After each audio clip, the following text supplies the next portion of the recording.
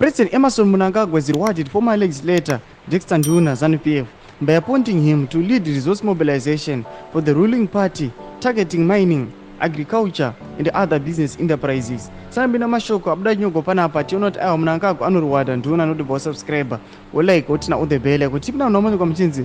ZANU-PF spokesperson Christopher Mchangwa yesterday said that Mnangagwa appointed Nduna chairperson of the Resource Mobilization and Revenue Generation Committee for the party.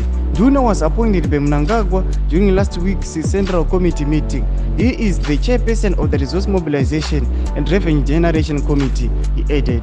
Nduna said he was happy with the appointment. I'm happy with the appointment and I'm now getting back to business because our President Comrade Mnangagwa wants the results as soon as possible. My team and I will be touring each province and see the best way forward we can mobilize for the party, he added.